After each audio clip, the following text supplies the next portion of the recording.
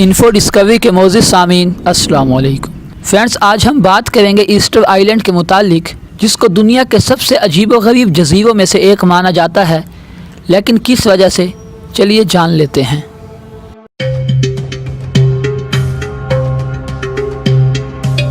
معزز سامعین، یہ چھوٹا سا جزیرہ چلی کے ساحل سے 2000 میل کی دوری پر واقع ہے۔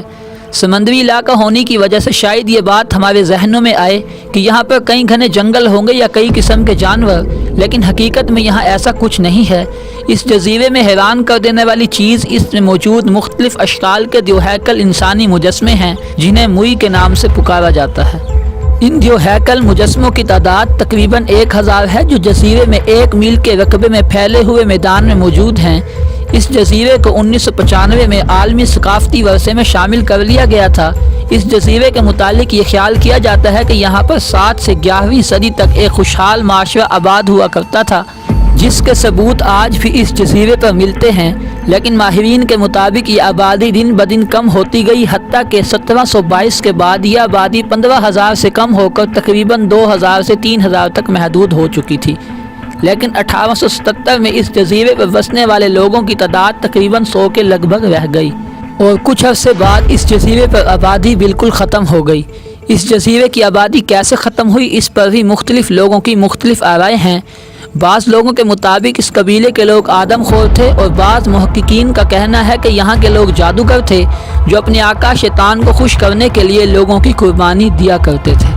اس جزیرے کو جب پہلی بار دریافت کیا گیا، تب انہیں دریافت کرنے والے ان جو قیامت بتوں کو دیکھ کر حیران رہ گئے تھے کہ ان کی تعمیر کا آخر مقصد کیا تھا۔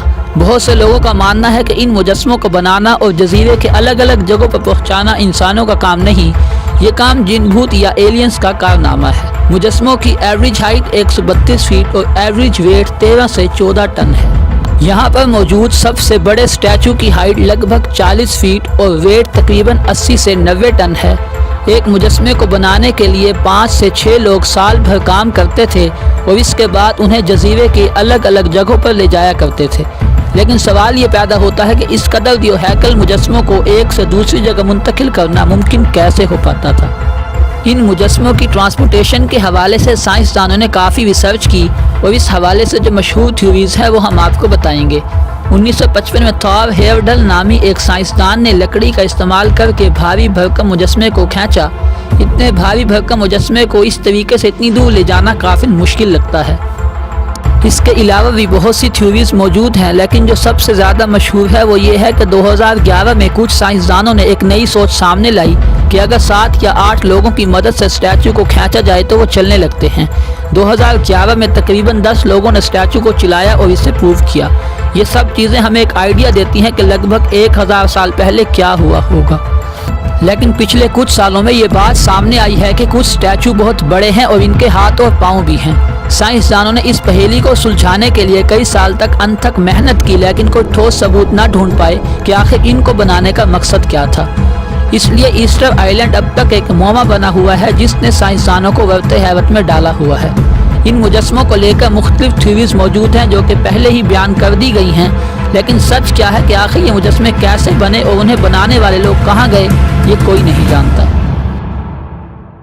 سو فرینڈز، یہ تھی آج کی ویڈیو۔ اگر اس کے متعلق آپ کی کوئی آرا ہے تو کمنٹس میں بتائیے۔ اگر ویڈیو پسند آئے تو لائک اور شیئر کریں، اور ساتھ ہی ہمارے چینل انفو ڈسکوری کو سبسکرائب کر دیں اور بیل کے آئیکن کو پریس کر دیں، تاکہ ہماری آنے والی لیٹسٹ ویڈیوز آپ کو ملتی رہیں۔ ملتے ہیں نیکسٹ ویڈیو میں، تب تک کے لیے بائے۔